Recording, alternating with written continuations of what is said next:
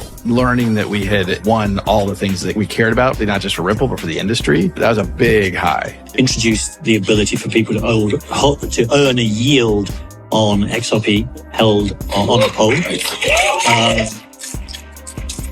So you can expect an announcement next quarter. We're very excited about that. The free market is never, ever, ever done deciding. So like say, oh, the free market's decided it's chosen Bitcoin. Like you're either an idiot or you're willfully blind trying to like pump your own bags there. Today, Bitcoin has the biggest like market cap of the cryptocurrencies. There is absolutely no guarantee that that's going to be the case tomorrow. And I think the one tomorrow that will have the biggest market cap will be the one that's the most useful. That's where the inefficiency has come in.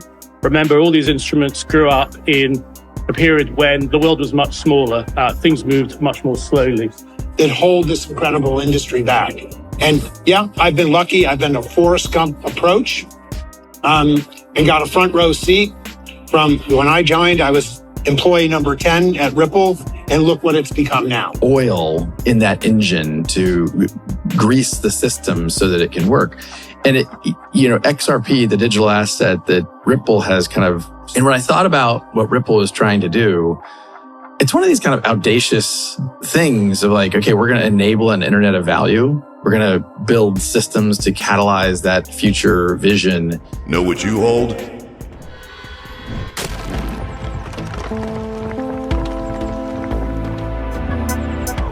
Enjoy the ride, pal. It's the XRP Army. If you got some baggies, welcome to the party. Welcome back to some more Moon o'clock news. No breakfast, no coffee, just straight extra. Bullishness. Shout out to the latest up. We got Kevin Brown in the building. Appreciate you stopping by, tuning in, smashing them likies, stuffing some baggies. Go ahead. Throw on those moon suits. Throw on those pilot shades. Buckle up, because the future's extra. Bullish. Let's go full speed, full throttle into the cryptoverse with the total global cryptocurrency market cap today at 2.36 trillion, down about 2.3% in the past 24. We got XRP in the number 7 spot right around 50 cents, 2 for $1. Stellar XLM right around 10 cents. We got BTC 60,647. We got ETH right around 29 hundo. Flare Networks right around 0.028.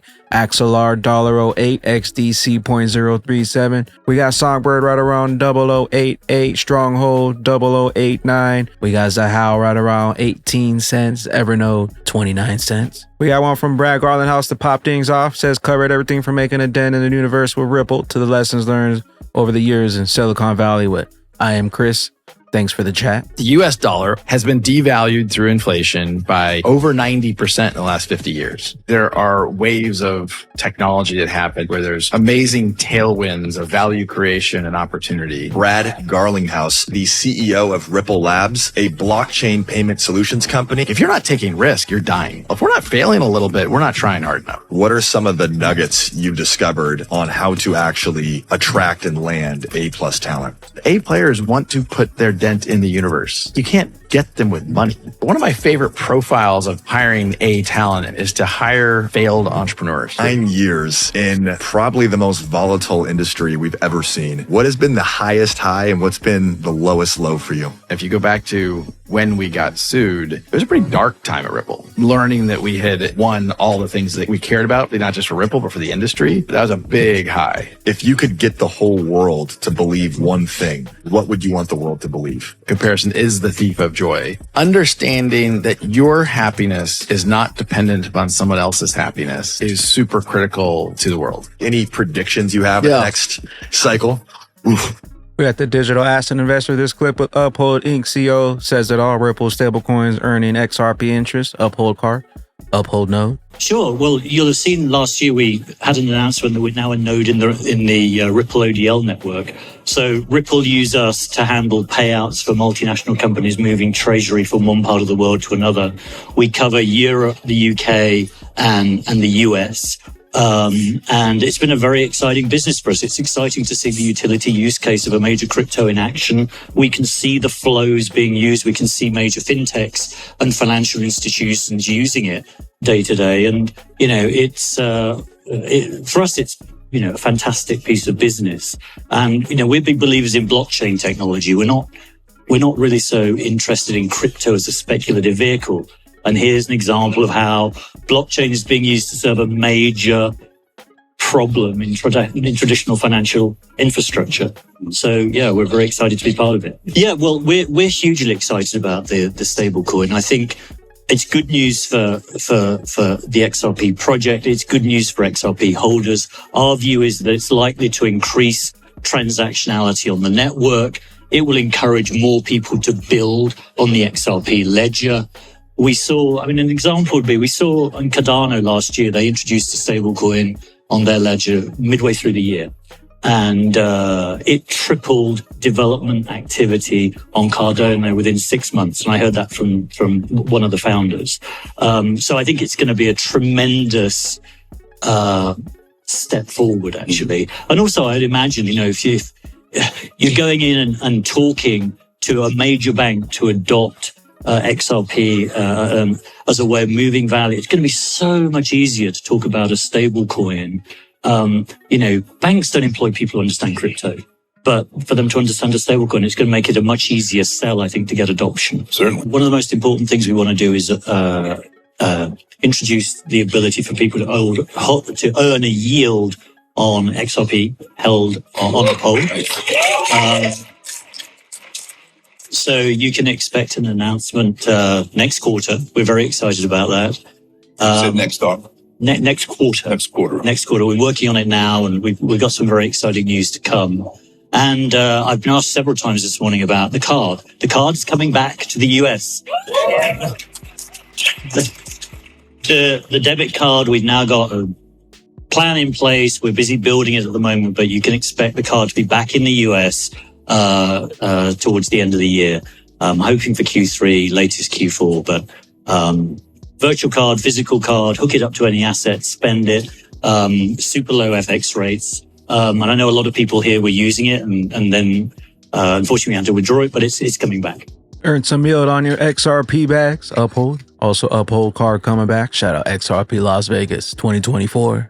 We got 707 crypto. Roger Ver message to the BTC Maximalist. The market is never done deciding. Words of the wise, reality check to the world. Invest where the money is going to be, not where it already is. I kind of roll my eyes every time I hear the Bitcoin maximalists say the free market has spoken. It just chosen Bitcoin. It's like, are you people really that stupid and that short-sighted to think the free market has spoken and chosen Bitcoin? Like, the free market is never, ever, ever done deciding. It's constantly deciding, right? Last year, the dollar was the most popular thing. Next year, it'll be something else. Before iPhone, it was, Nokia. Before Nokia, it was something else. Before Nintendo, it was Atari, and then after Nintendo, it's PlayStation. Like, the free market is never, ever, ever done deciding. So say, the free market's decided it's chosen Bitcoin. Like, you're either an idiot or you're willfully blind trying to pump your own bags there. Like, to say, the free market's decided, get off of it, right? And so in regards to that, and the other side too, this isn't a free market. It's not even close to a free market. The government's controlling everything. You have to get permission for this and permission for that. And they're arresting people for this and throwing software developers in jail for that. So it's not even remotely a free market. And then there's all the censorship on top of that. So the whole idea that the market has decided and it's decided on Bitcoin, today, Bitcoin has the biggest market cap of the cryptocurrencies. There is absolutely no guarantee that that's going to be the case tomorrow. And I think the one tomorrow that will have the biggest market cap will be the one that's the most useful to the most number of people for whatever it is they're trying to accomplish. And is it going to be Bitcoin? Maybe. Maybe it's going to be something else. But if you're just an investor trying to make money on cryptocurrency stuff too, take the advice from the great hockey player, Wayne Gretzky. You don't skate to where the money is, or you don't invest where the money already is. You invest to where the money is going to be, right? So he said, why is he good at hockey? Because he skates to where the puck's going to be, not to where it is currently. So if you want to make money in cryptocurrency today, invest in where the money's going to be, not where it already is. And so what's the usefulness of Bitcoin? I don't know. Maybe they'll get their act together and make it useful for people to actually use for all sorts of things. But from my point of view, I think people want privacy on their financial transactions. I think people want privacy tokens. And so I'm interested in those sorts of things. And so how good a job will governments do at disrupting privacy tokens and disrupting privacy, chains? Pretty good. Bitcoin has no utility. The market's rigged. Don't fall for the media trickery. Bitcoin was a demo. You ain't get the memo. XRP, the king of utility, the king of use case, Mr. Interoperability. We got Mr. Man XRP. Let's see what the IMF and the KPMG have to say about promissory notes. Ripple's XRP acts as a bridge currency, facilitating cross-border payments by exchanging fiat currencies. What a great panel that was before us, because that really set up what we're going to talk about. And I've never, I think, heard the need and the corporate rationale for digitization made so well. And Sue, I don't know if you're still in the audience, but you said one of my favorite phrases. digital promissory notes. Thank you for that. I go to bed chanting digital promissory notes, and I wake up in the morning singing digital promissory notes, because actually one of the points that we could have made could have been made in that panel is actually it's what Marcus was talking about, incorporating the power of those old instruments. But remember, if they're old, a bit like me, they're old, but they're good, right? They're there for a reason. They still have a purpose. The problem is the delivery and the mechanisms that we use to deliver those. It's where the inefficiency has come in. Remember, all these instruments grew up in a period when the world was much smaller. Things moved much more slowly. But now we've got to deal with the speed of and the velocity of the modern economy. And I think these instruments that have all those benefits combined with digitization have really got a huge role to play. So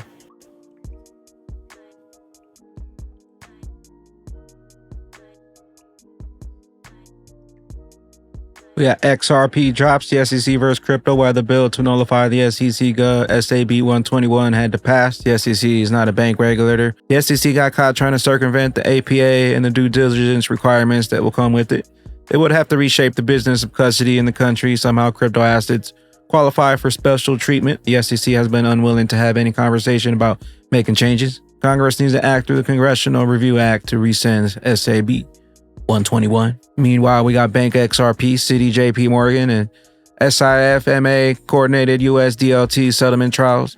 The regulated settlement network. Fun fact, one of the named companies asked me to remove a tweet on something I found a few years ago. Citi, JP Morgan, and SIFMA coordinated in US DLT settlement trials. We got one from Panos. Many people are asking, why should I use AMM? What the use case is. In short, seamless exchange of value with 24/7 liquidity on a decentralized exchange with unified liquidity. Liquidity provision incentives. You are your own bank. Long version here down below. Panos Mech. We got one from Chad Steinberger, and the good news just keeps on piling in. SBI press release, XRP ledger validator launch. Check. Japan will run on XRP. Know what you hold. Know what's coming and know why. The SEC and Gary Gensler wants those XRP bags back. Japanese financial giant starts running the XRP ledger. Validator, all banks in Japan using XRP. 2025, know what you hold. We got the Digital Pound Foundation. The Hong Kong Monetary Authority has launched the Project Ensemble Architecture Community, PEAC, seeking to enhance interoperability among digital assets, including tokenized money and wholesale central bank digital currencies. Hong Kong introduces a new group to expand the tokenization market. We had digital asset investor, the Forrest Gump approach. How did you go from Bike Messenger to Federal Reserve to Ripple to now running for Congress? Wow, I must be at the wrong conference. I thought I was here for the Federal Reserve. But from listening to the presentations, there's something else going on here. Look, it has been a Forrest Gump story and walk. I did go from working for the Federal Reserve, which was, the deep state, to a poker game with other deep state players, like from Google and Visa. And they talked about this new company. There was no Bitcoin company, but there was a company called Ripple. Google actually invested in it. And it was like the Bitcoin ledger, but with 2 extra columns in the spreadsheet, one for the issuer and one for the currency. Mm-hmm. And thank you to Arthur Brito and David Schwartz for educating me about what the future looked like. And I got to go from history world at the Federal Reserve to the whole new universe that XRP and Ripple brought. Taking something, which was an innovation, Bitcoin, and making it something that could apply to every form of value in the world. And Chris Larson talked about the Internet of Value. I was hooked. I was the one voice that said, hey, maybe we need some risk management and compliance. And, I think Chris probably said, why? What could go wrong?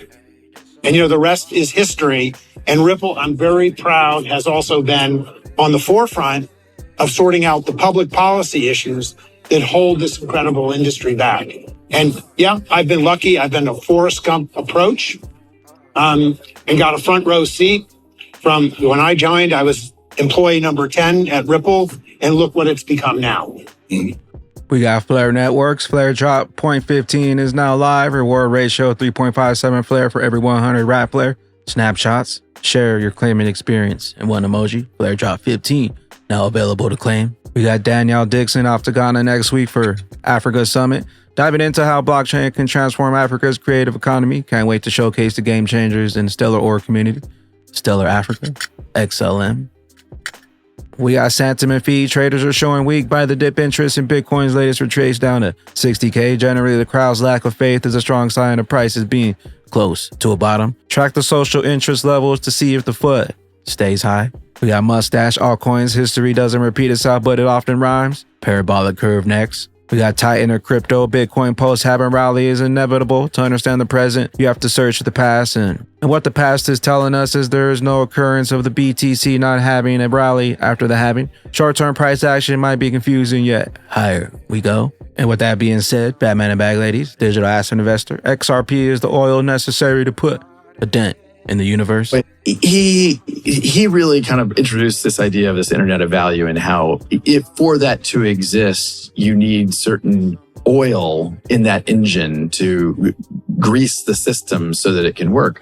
And XRP, the digital asset that Ripple has kind of standardized on, if you will, extremely fast, extremely low cost, and it could be an interesting use case for that. So again, I think there's going to be lots of cryptos that win. You and I have talked about that before. Yeah. I think there'll be different use cases and different protocols and different technologies that will win. But his vision and kind of what he talked about and bridging the kind of traditional financial world with this next generation, at the time we weren't calling it Web3, it really appealed to me. One last thing I'll say about this that I think is something I thought about. I don't think there's that many times in your life where you get to do something where you really can, to borrow a Steve Jobs expression, put a dent in the universe. There have been a couple of times in my career where I feel like I've had that opportunity, but it's pretty rare. It's pretty unique. And when I thought about what Ripple is trying to do, it's one of these kind of audacious things of like, okay, we're going to enable an internet of value. We're going to build systems to catalyze that future vision. It's definitely one of those things you're like, okay, if we do that, that's going to change the way some of these systems operate. And you're going to feel like, I helped put a dent in the universe. And there's something I find personally gratifying about that it's not in kind of as Elon Musk for him, I think it was about, as you described, like it's important work for the world. Yeah. I think if you can unlock an internet of value, it's going to change a lot about how some of these things work. Let a friend know that the greatest opportunity of multiple lifetimes is still at hand, but the train's left the station. Tick tock, where will those bags be when that regulation jar of molasses finally breaks open and XRP's true price is finally revealed and puts a dent in the universe? Big bags. Later, glitches.